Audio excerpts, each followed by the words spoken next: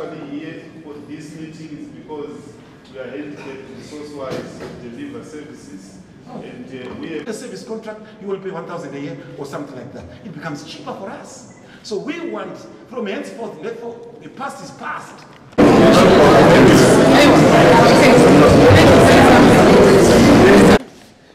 I come to work to certify dead bodies. That's not why I'm here. A mother presents to Mbuyane Handa. I listen, I can hear fetal heart. The baby's distressed. We come here to main theater. The fetal heart is dwindling, it's going. We get into theater, I'm ready to receive the baby, and I'm given a stillbirth. There is no urgency. This fire happened on the 2nd of February. They're painting the outside. How is that going to help anybody? There is just no urgency. We are trying so hard. We're making a plan. We're trying to come up with contingency plans. Everything that we're trying to do is futile. We need support. I've cried for nurses. I have nurses that come 3 days a week and then they're off. Meanwhile, these babies are dying. We've ordered, we've asked for these things. I'm told they're being tendered. The tender process is costing lives. They're just dying. There is no urgency, there's no priority, and nobody is listening to us. I've written 1 million lists. I've knocked on 1,000 doors. I come to work and I do my very best, but my output are stillbirths. My output are disabled babies. Elective lists are not being done. We wait for it to become an emergency. When it becomes an emergency, I'm given a baby who has hypoxic brain injury. This child now has permanent disability. This is not acceptable. Then we need to put a pedal on the accelerator and get things done. These meetings, these talking, these lists, we need action. Amen. I have patients in oncology ward. We start them on chemotherapy. Then 2 weeks later, the syringes are finished. What do? Interrupt treatment? Then we restart and it doesn't work. What have we done for them? There is no urgency. I'm here because I'm desperate. I have tried, we have tried, but I feel that we're not getting heard. We need to move. I'm so sorry, but this is really heartbreaking for me, and I'm very sorry that I'm being very unprofessional, but we're struggling with the work we're doing. We're not working, we're not helping patients. Please help us. Actually, here for this meeting is because we are handicapped resource-wise to deliver services, and we have...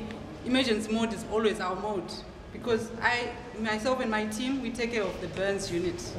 And every single day we admit patients, and those patients, we can't say they're electives, they can wait. We can't say that. At the moment, in the burns unit, we have no bandages. Bandages are made locally. There are companies in Kwekwe and everywhere who make great bandages. At the moment, I can even show you pictures. You go to the burns unit, they wash bandages.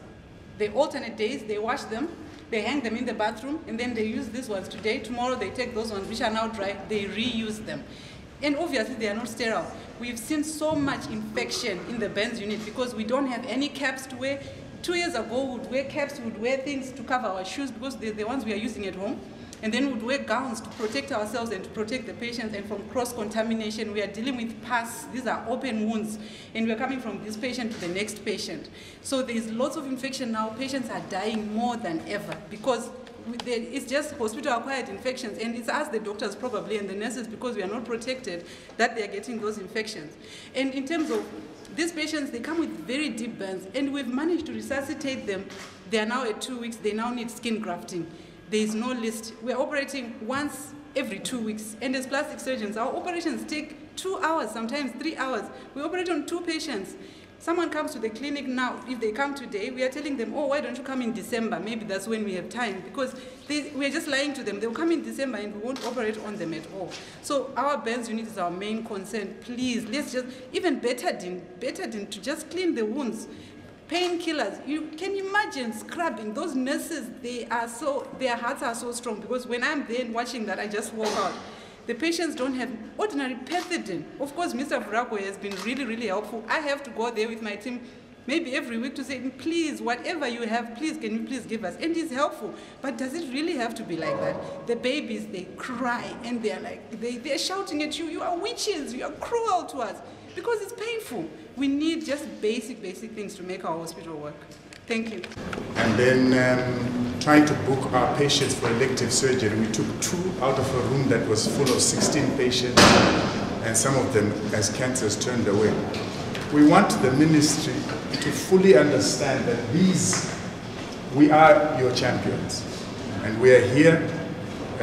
We have never really been on strike, but we need support. We really need support. We are the teachers of the students. We are the role models for the generations that are coming. Now, the reason why we asked for this meeting was we accused Mr. Zigora and Mr. Madziwa of not articulating our issues to your offices and beyond. But they explained, I think to our satisfaction, that these matters were being communicated, and that's why we said, why don't you ask the minister to come so that we can explain. We are not on strike. It is not our desire to strike, but we can't work under our current conditions. There is no water in most of our wards. There's no water to scrub within theatre. There's no soap sometimes to disinfect bedpans from one place to another. So what we are asking, help us to say under these circumstances. Because so that there is no misinterpretation that those doctors said they're doing emergencies only after strike. No, that's not what we are doing. We're saying, could we cut our cloth according to the material that we have? And what is that material? We hear that the supplies are only 2 weeks strong now. We also don't want the public to think that every time there is a problem in the hospital, it's because we are unwilling to work. So let's put our heads together and say, what can we do with what we have? And have regular reviews of what the process is and what is happening on the ground, because things are bad. And for me, it is just very difficult to proceed under the current circumstances. A lot of basic things are not there. And we don't want, that's why we want to expose our laundry amongst ourselves. But this meeting was a request, Minister, how do we work? How can we rationalize? What level of service do we give? And I think I'm speaking for everyone that is here. Thank you. Mr. Minister, you know, we're not saying anything against our brother Zigora or our what's the name? Our clinical director. First of all, number one, we know problems have been here in the country. We also buy food, so we know that there's no foreign currency. Are you following me? So foreign currency also affect our medical supplies, our medical equipment. What we said, why don't we rationalize what we have? Mr. Zigora articulated something like, I don't know, they said 26 million or 26,000 US dollars, I can't remember. But it went overseas somewhere and it was retained. What we said, right, it has been retained. Me, I was very happy that it was retained. Because what I'm trying to tell you is this. It's us here who know what we need. Mr. Madziwa may not know everything. Mr. Zigora may not know what we need. It's me who is a cardiothoracic surgeon who knows for me to operate most of my patients, not to do the open heart ones, but just the basic ones. I know what I need. So I can say out of the 26 million, can you give me 20,000 so I can buy what I need? Another department also says, so we can get the hospital functional, not at expert functionality. Are you getting me? But we can treat a lot of our people coming from rural areas who actually don't know that we don't have drugs. They're coming here to get expert treatment. And so we are the ones, we are the captains of health. I want to emphasize to you. We all report to God, not to anybody else. I mean, if I'm talking about cardiothoracic, I only report to God. I can't report to Madziwa, I know. He would like me to report to him, but if I'm stuck with a heart operation, I only report to God. Are you following me? So we are the captains of industry. I'm saying the little money, we're not worried. You know, everybody's talking foreign currency, foreign currency, foreign currency.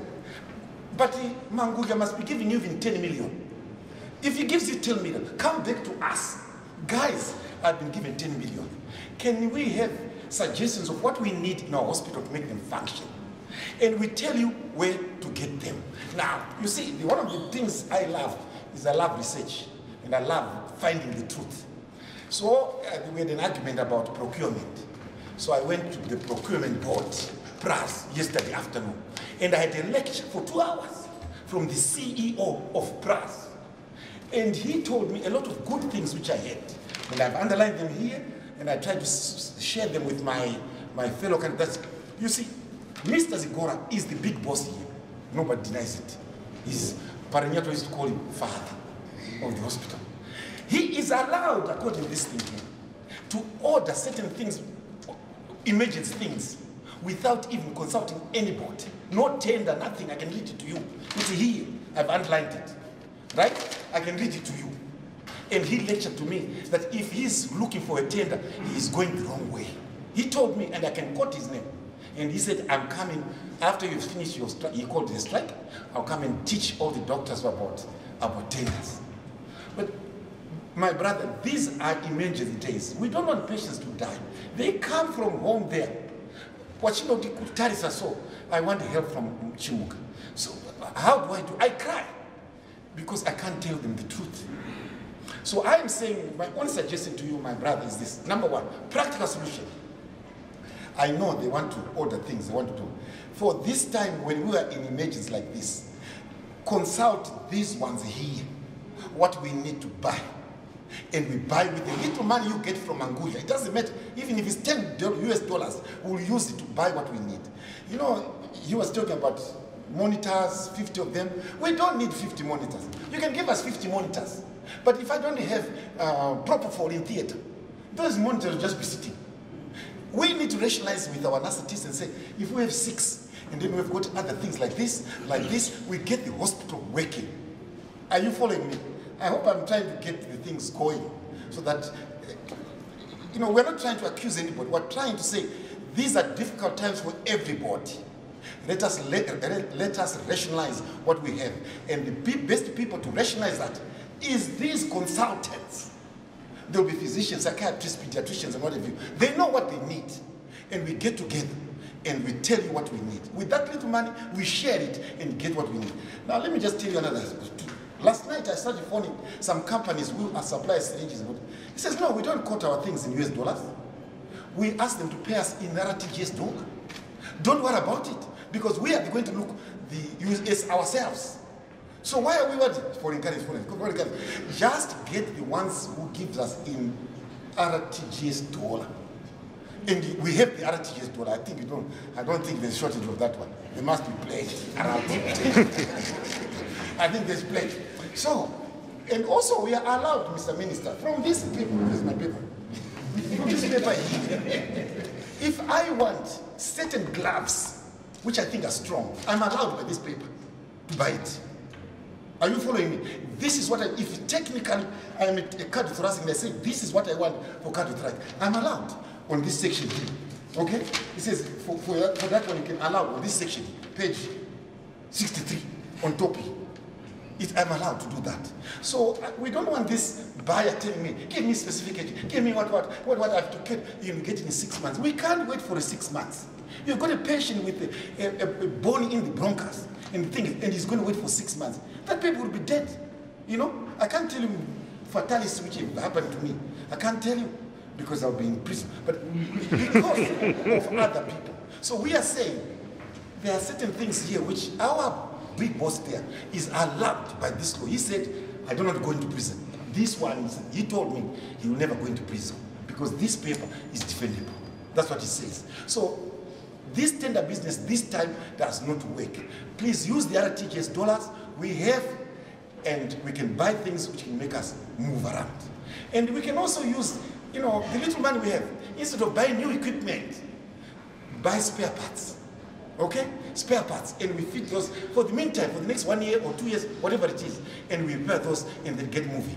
Now, it always surprises me that when I talk to one guy called Maponga, he told me that none of these equipment have got service contracts. I was in Egypt for other purposes. And we went to see the biggest military hospital in Africa. And they said, you are getting things without service code, what's wrong with you? In fact, he nearly said, what's wrong with you Africans? But I could see he was real after us. And said, and then trying to book our patients for elective surgery, we took 2 out of a room that was full of 16 patients, and some of them as cancers turned away. We want the ministry to fully understand that we are your champions, and we are here. We have never really been on strike, but we need support. We really need support. We are the teachers of the students. We are the role models for the generations that are coming. Now, the reason why we asked for this meeting was we accused Mr. Zigora and Mr. Madziwa of not articulating our issues to your offices and beyond.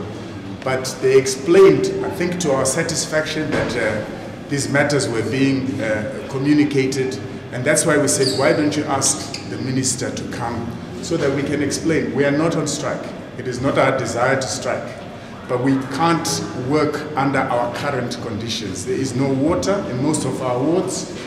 There's no water to scrub within theatre. There's no soap sometimes to disinfect bedpans from one place to another. So what we are asking, help us to say under these circumstances. Because so that there is no misinterpretation that those doctors said they're doing emergencies only via strike. No, that's not what we are doing. We're saying, could we cut our cloth according to the material that we have? And what is that material? We hear that the supplies are only 2 weeks strong now. We also don't want the public to think that every time there's a problem in the hospital, it's because we are unwilling to work. So let's put our heads together and say, what can we do with what we have? And have regular reviews of what the process is and what is happening on the ground, because things are bad. And for me, it is just very difficult to proceed under the current circumstances. A lot of basic things are not there. And we don't want, that's why we want on-call allowance as a consultant. A government consultant is paid on-call allowance. I went to argue this with Mr. Makarao and your Minister of Health lawyer, and your Minister of Health, human, is an expert. And he says, Dr. Chimuka, you are completely correct. It's written, there's a document he showed us. We will sort it out. But this is 9 months after we negotiate. Nothing has come in terms of our on-call allowance as university. We are offering services to Pari. And you should be able to be grateful to us that we are giving you such beautiful service. I hope you've understood me and you take anything against me. We buy something, we want something with service contract. Those who have made mistakes, they must just say, bygones are bygones. Are you following me? But from henceforth, we want our equipment with service contracts. Right now, I just want to ask you, Mr. Minister, this is a pleading to you. This is a plea, nothing to do. You know there are some people who are getting some donor money, US dollar. All university lecturers, all the university doctors who work here, they get 0. I don't know why we have been discriminated. I really don't understand. We work so hard, being at risk, and what have you. In fact, all the government doctors and consultants, same level as me, they almost earn twice as much as I earn. But I get nothing. And we have also said, okay, I'll wait until you finish. Okay, I'll wait.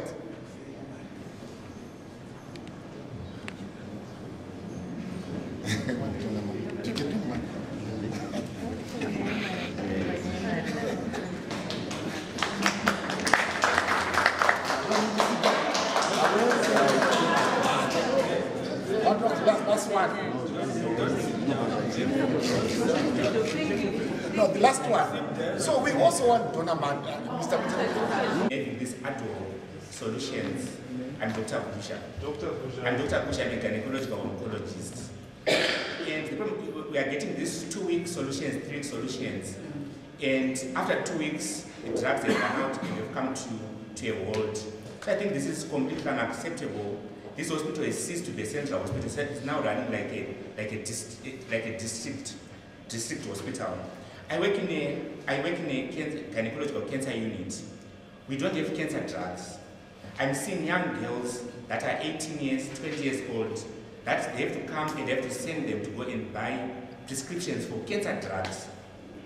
I mean, that's completely unacceptable. And these women are coming from outside Harare, saying they're coming to the tertiary unit to get treated. If they're writing the prescriptions, if they don't have prescriptions, I don't know where they're going. They're going to they go home and die. I see patients in the gynae outpatients. For them to, and this woman come and they've got cancer of the cervix. I do a speculum examination as I'm trained to do. I see a lesion there, a cancer on the cervix. I cannot take a biopsy because the patient has to go in first to pay $25. So if the patient doesn't have the $25, they go home and come back maybe 3 months or 4 months when they can afford to get a biopsy. Imagine if your mother coming with cancer, the doctor has seen the cancer, has made the diagnosis, but you cannot do a simple biopsy because the hospital wants $25 when we are coming from Chentambuya. I mean, where are they going to get the money? So I just seeing patients making diagnoses and send them away to go and die. I lost a girl last week.